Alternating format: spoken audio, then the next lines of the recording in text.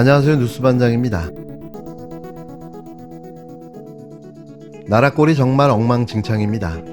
매일같이 반복해 하는 말이지만 이 정권은 어떤 누구 하나 나서 하물며 해명이나 변명 하나조차도 하지 않고 있는데요. 이게 대한민국 검찰공화국의 현실인 거죠. 도덕적 불감증을 넘어선 악마적이기까지 한 이들의 민낯이 더 얼마나 드러나야 멈출까요? 이 정권은 태생부터 잘못됐습니다. 오로지 정적 죽이기를 통해서만 자신들의 기득권을 지킬 수 있다는 무모한 신념이 법기술자들을 통해 하나씩 실현되어 가고 있는데요. 이런 방식으로 장기 집권까지 꿈꾸고 있다는 사실은 충격적이고 경악스럽기까지 합니다.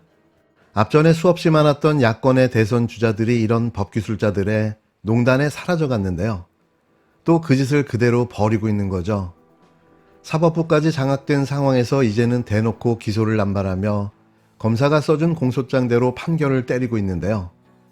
이들의 이 무모한 폭주는 국민만이 막을 수 있습니다. 이제는 모두가 함께 나서야 할 상황인데요. 같이 함께 힘을 모아주셨으면 합니다. 이재명 대표에 이어 이번엔 조국혁신당 대표인 걸까요? 입시 비리와 청와대 감찰 무마 혐의로 2심에서 실형 선고를 받은 조국 대표에 대한 대법원 판결이 다음 달 12일 선고됩니다. 대법원 3부는 뇌물수수, 직권남용 등 혐의로 기소된 조 대표의 상고심 선고기일을 12월 12일 오전 11시 45분으로 지정했는데요. 앞서 서울고검 형사 13부는 조 대표에게 징역 2년을 선고했지만 법정 구속은 하지 않았습니다. 이에 따라 대법원에서 기존형이 확정된다면 조 대표는 의원직을 잃고 곧바로 수감되는데요. 안타깝고 답답한 심정입니다. 지난해 2월 1심 재판부는 조 대표의 자녀 입시 비리 혐의 대부분과 특감반의 권리 행사를 방해한 혐의를 유죄로 인정해 징역 2년의 실형을 선고했고 이 같은 형량은 2심에서도 유지됐는데요.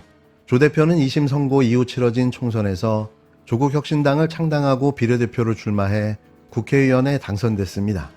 총선 기간 조 대표는 형이 최종 확정되면 법에 따라 감옥에 가겠다고 말하기도 했는데요. 만약 대법원 확정 판결로 조 대표의 거리 상황이 발생하면 조국혁신당 대표직은 김선민 수석 최고위원이 이어받게 됩니다. 지금으로서는 상황이 좋지는 않는데요. 없는 죄도 만들어내는 이 정권에서 윤석열을 대통령으로 만들어준 검찰 구테타의 빌미가 됐던 조 대표 사건을 정상적으로 판단해 무죄를 판결할 리가 없는 거죠.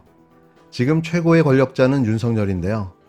반드시 이 대가는 되돌려받게 될 겁니다.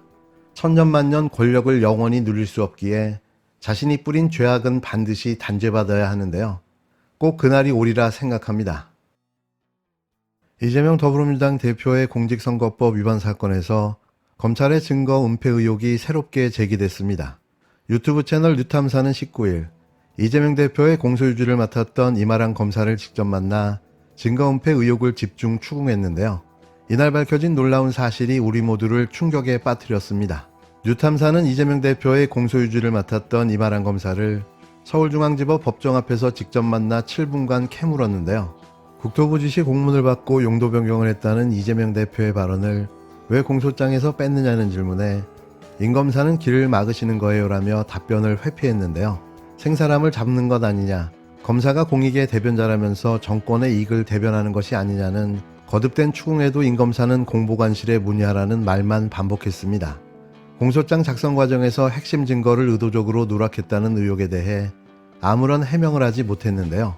임 검사의 반응은 올 곳이 왔다, 딱 들켰다라는 당혹스러움과 어떻게든 이 자리에서 벗어나야 한다는 모습만 보여줬습니다. 이런 자들이 대한민국의 법과 정의를 수호한다고요? 이 조직은 해체가 유일한 답입니다. 왜 용도 변경 직전에 국토부에서 그 공문 보낸 거는 왜 공소장에 기재를 안 했어요? 네, 공문을 보내고 난 뒤에 2015년 1월 26일 공문 보낸 다음에 용도 변경이 이루어졌잖아요. 네? 그리고 그 부분에 대해서 얘기하실 수 있어요? 왜 그 국토부에서 1월 26일 날 공문을 보낸 거는 용도 변경 직전에 이루어졌는데 왜 그 부분들은 용도 변경 경위 관련해서 왜 그거는 기재를 안 했어요? 일부러 뺀 거죠? 압수수색해서 그게 안 나왔어요? 어떤 답변을 듣고 싶으세요? 의도적으로 짜깁기하고 조작했잖아요, 수사를. 이재명 대표가 국감에서 분명히 얘기했죠. 국토부 지시 공문을 받고 국토부 지시 공문 손가락 비난받을 짓을 했어요. 여러분들이. 아니 분명히 이재명 대표가 국감에서 뭐라고 얘기했어요? 국토부 지시 국토부 지시 공문을 받아서 용도 변경을 할 수밖에 없었다라고 얘기를 했잖아요. 그리고 실제로 국토부 공문을 받고 용도 변경을 해줬고 뭐가 허위사실이에요?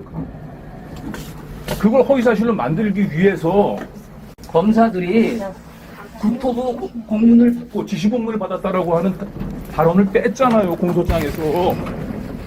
길을 막으시는 거예요? 네?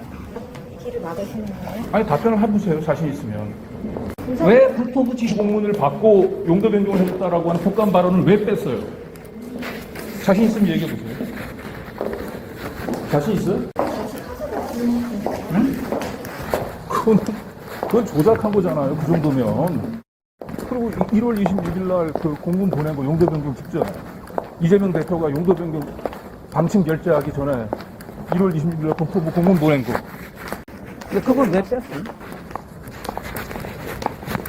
네? 이거는 발언도 국토부 발언도 짜깁기 조작을 하고 그리고 실제로 용도 변경이 이루어진 과정에서도 경위도 조작한 거잖아요. 이러면 이만한 검사의 국어 실력이 국어 문해력이 그 정도밖에 안 돼요? 응?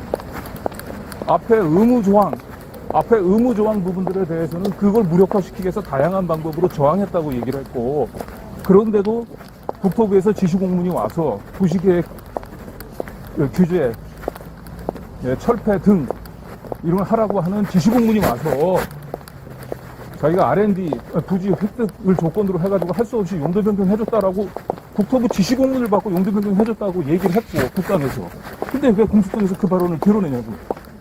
그리고 실제로 국토부에서 공문이 와서 용도 변경 결정까지 왔어요. 그럼 뭐가 허위 사실이에요? 그걸 허위 사실로 만들려고 발언도 조작하고 실제로 용도 변경이 이루어진 과정에서 중요한 국토부 공문 누락했잖아요. 얘기해 보세요. 자신 있으면 얘기해 보시라고 그걸. 따라올까요? 빨리 가시죠. 가시.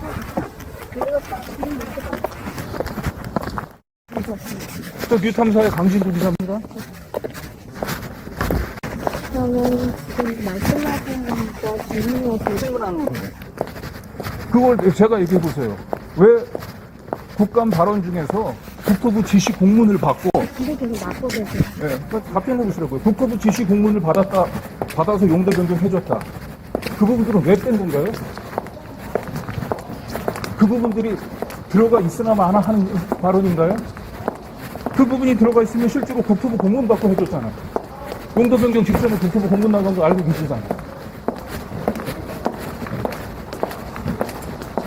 설명해 보시죠. 어차피 항소심에서도 이 부분 가지고 다툴 건데. 하나한테 아실 것 같은데 네, 기자니까 물어보는 거예요. 뭘 알아야 알기는. 네? 기자님들은 원래 알고 계신 걸로 알고 있거든요. 네? 공보관실에 그 공보관실 연락하기 전에 수사가 주신 겁니다. 담당 검사니까 공소유지를 했던 검사니까 물어보는 거예요. 자신 있으면 얘기해 보시라고요.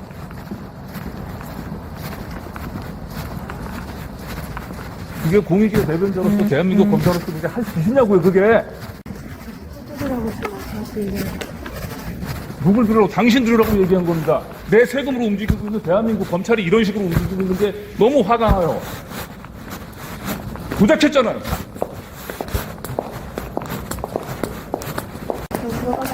답변 못 하신 거죠? 제가 질문한 것에 대해서. 제가 질문한 것에 대해서 답변을 자신 있으면 하세요. 이번에 드러난 검찰의 증거 은폐 의혹은 항소심의 핵심 쟁점이 될 것으로 예상되는데요. 검찰은 이재명 대표의 발언을 편의적으로 편집했을 뿐만 아니라 국토부의 실제 압박 공문들도 은폐했습니다.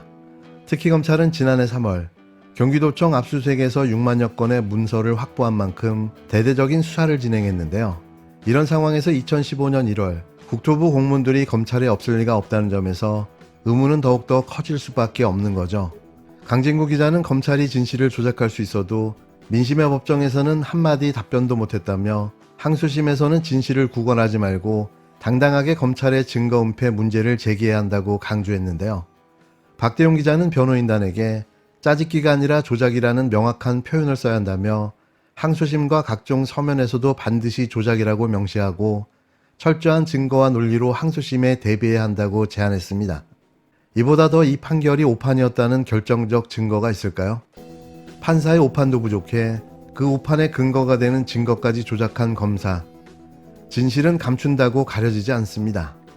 이와 관련된 보도는 뉴탐사 단독 보도, 이재명 유죄 판결 오심 포착, 이마란 검사 강진구 기자 추궁의 묵묵부답이라는 기사 내용을 그대로 인용해 알려드렸으며 중간에 들어간 이마란 검사와의 인터뷰 내용은 뉴탐사 유튜브 채널에서 발췌해 사용했음을 밝힙니다.